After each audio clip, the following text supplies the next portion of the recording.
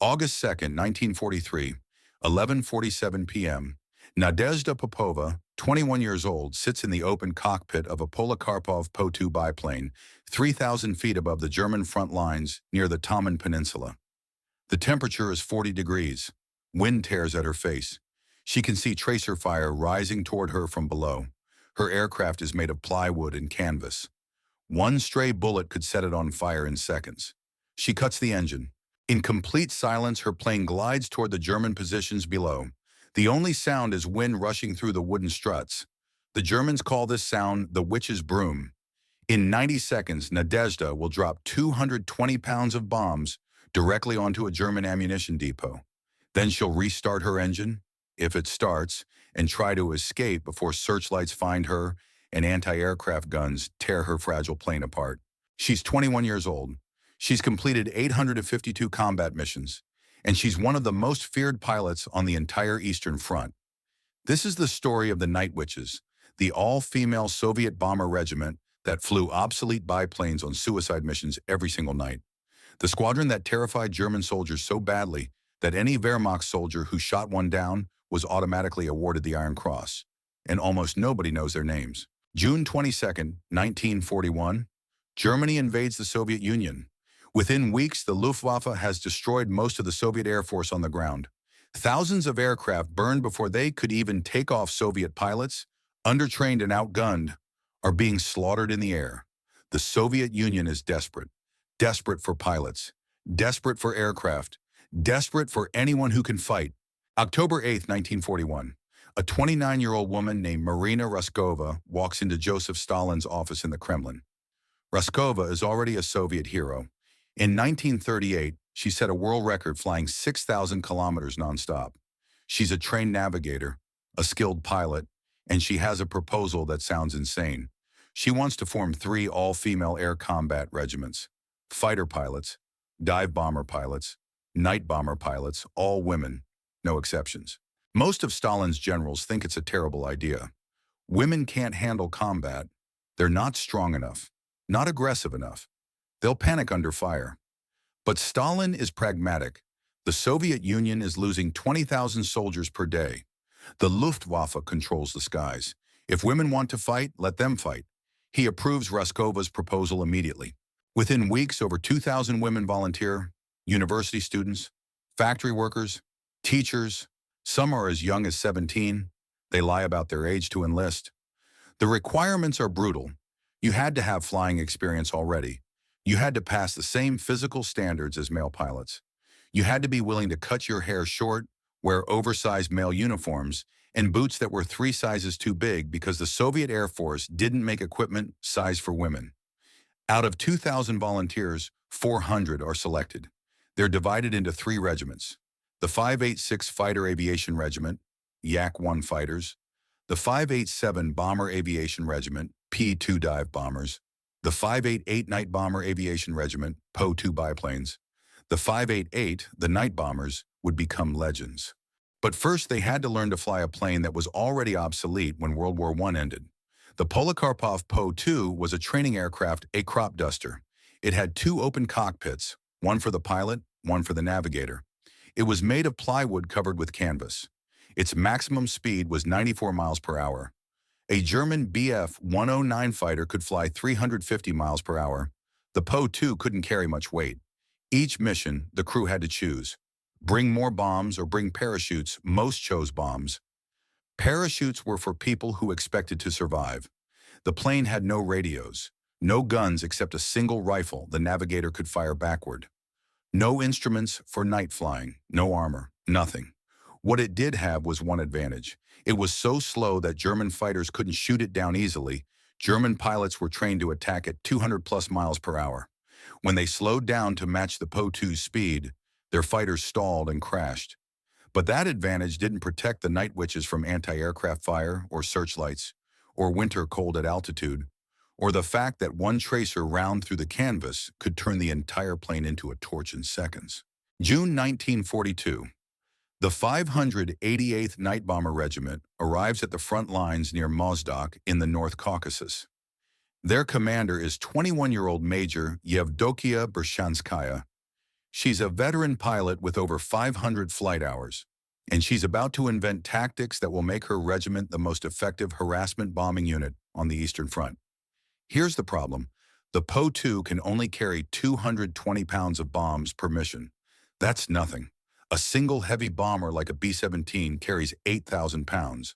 But Bershanskaya realizes something.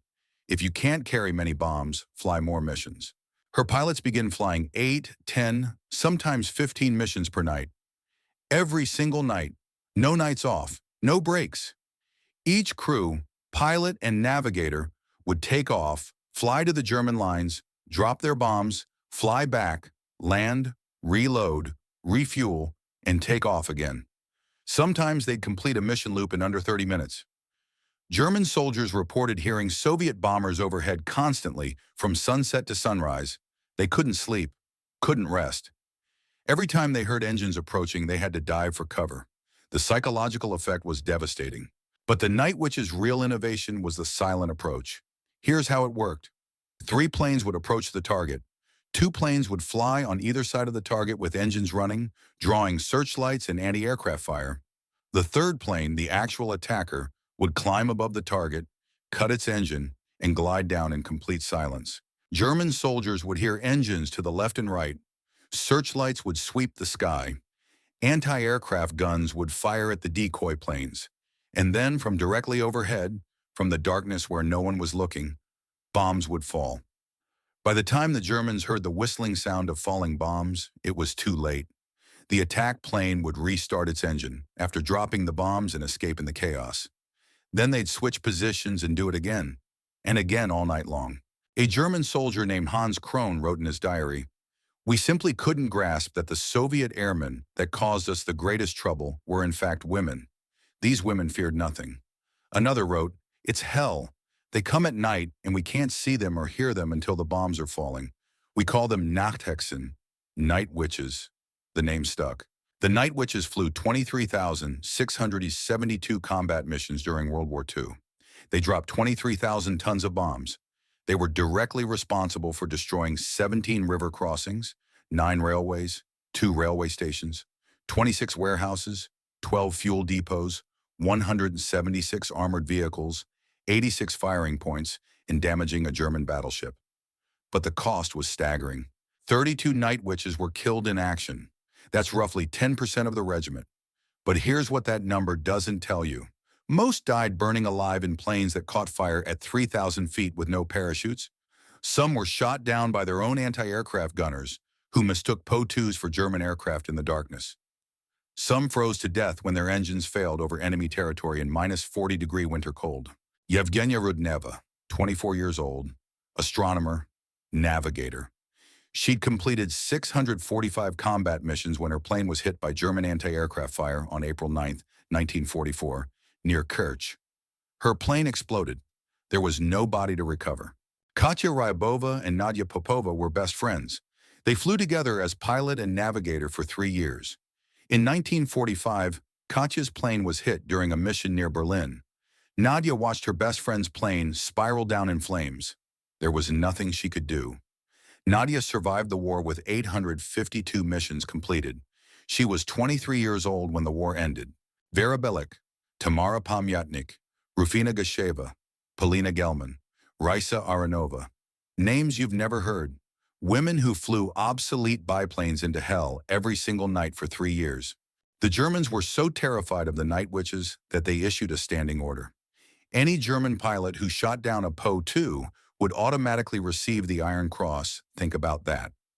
You could participate in a major battle, storm an enemy position, survive months of combat, and you might earn an Iron Cross, or you could shoot down one Night Witch and you'd get it immediately. That's how much the Germans feared them. May 8, 1945. Germany surrenders. The Night Witches had flown their last mission 3 days earlier, a bombing raid on German positions near Stettin. Some crews had completed over 1,000 missions. Some had been shot down and survived, returned to duty, been shot down again. When the war ended, 23 Night Witches were awarded the title Hero of the Soviet Union, the highest honor in the Soviet military. It was given to fewer than 100 women during the entire war. But here's what happened after the war. They went home, back to civilian life. The Soviet government wanted soldiers to return to normal, rebuild the country, have families. Forget the war. Most night witches never spoke about their service. They married, had children, worked ordinary jobs, raised families. Nadezhda Popova became a flight instructor. She taught thousands of pilots. When students asked if she'd flown in the war, she'd say yes and change the subject. Irina Sabrova, who flew 1,008 combat missions, more than any other night witch, became a Moscow city tour guide. For decades, almost nobody in the West knew the night witches existed. Soviet records were classified. Western historians focused on American and British forces. The story of young women flying obsolete biplanes on suicide missions every night didn't fit the Cold War narrative. It wasn't until the 1990s, after the Soviet Union collapsed, that historians began interviewing the surviving night witches, recording their stories, documenting what they'd done. By then, most were in their 70s and 80s. Some had already died. Their stories had almost been lost forever. In interviews, they're remarkably humble. They don't talk about fear. They don't describe themselves as heroes. They just say they did what needed to be done. Nadezhda Popova, in an interview in 2009 when she was 87 years old, said, "We were young. We were needed, so we flew." She died in 2013 at age 91. She'd outlived most of her friends, outlived the Soviet Union, outlived the Cold War, but she never forgot the nights over the Eastern Front when she was 21 years old, flying a wooden plane through searchlights and tracer fire. Today, there's a small monument in Moscow honoring the night witches. It shows 3 young women standing beside a Po-2 biplane. Most people walk past without noticing.